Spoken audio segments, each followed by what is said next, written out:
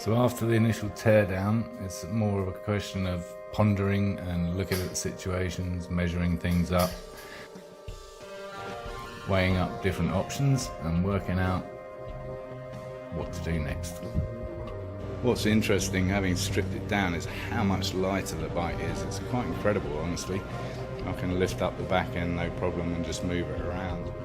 I know it had a full tank of fuel at the time, so that's a fair amount of weight, honestly.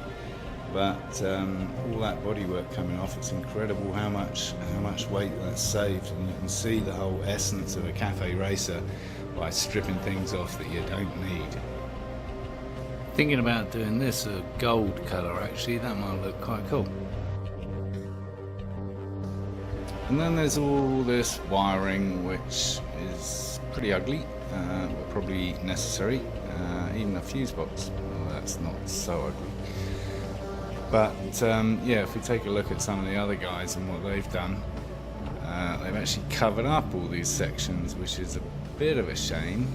I'm not sure if I like how they've done it. Here we could probably hang it off these existing mounts for the fairing, but on that section I don't know. Not sure. And then there's the exhaust, which on my initial plan, the Photoshop plan, I envisaged something coming up maybe under the shortened seat with a twin outlet, but that would involve joining these two into one, or maybe not, but it would involve a lot of custom pipe work between here and under the seat. So what I'm now thinking is that we have just a 45 degree, or whatever that is, I'll work it out. So it'll be two pipes that come up on the right hand side of the bike, just underneath the seat, maybe, or to one side. That could be quite cool. Let's play around on Photoshop.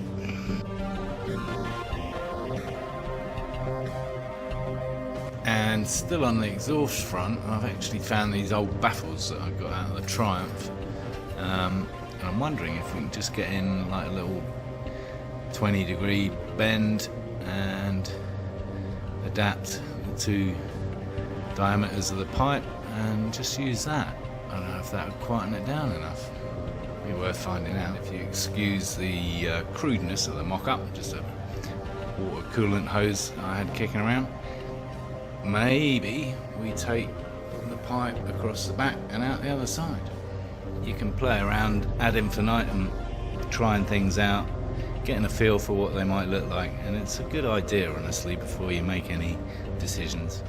With the Speedo here, I'm thinking it might be able to go there. Maybe I don't need the airbox. Wonder what the fuel tank will look like without the airbox.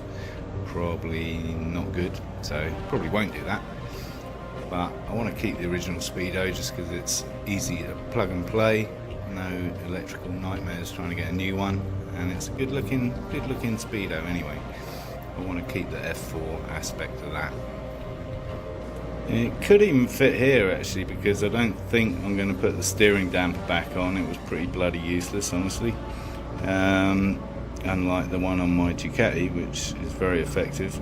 So I could use these mounts here that are for the steering damper, and come up with some sort of bracket to just mount the Speedo in place right there. Quite like that idea. Now that this is going to be exposed, it's crying out for a little Tink 3D badge, and luckily my friends at Italian Racing and Design have a 3D printer, so I'm sure they can sort out a little badge for me that'll go in there, which would be a nice little touch. Then there's the ECU placement, because this whole section is going to disappear. As you can see, I've already marked it to cut where I want to cut, ideally for the seat. And I was thinking that big void there would fit the ECU, in which case I'd have to keep a little bit extra. So I might do this chop in a couple of stages. But I'm thinking also that, get all this out of the way, there's this little tray here, which was for the toolkit and all that kind of cobblers. I'm thinking a reconstruction of that a little bit longer, a little bit wider, and everything should fit just about here, which is in line with my seat chop. So that might work, and there's plenty of places to bolt it onto. This crossbar here, and just a little bit of fabrication of a new box. I'm sure I know a man who can help me with that. At this stage, my mind's all over the place, flitting from the front mudguard to the ECU to the seat to everything, honestly, the radiator. And I guess it's important to focus on what I need to be doing next. So I think I'm going to concentrate on the ECU for now and get that all sorted out, which will involve some cutting and chopping. So look out for some sparks next time. So if you're interested in what happens next and how this project develops, hit the subscribe now button and you'll get notification when the next video is available for you to see. Thanks for watching.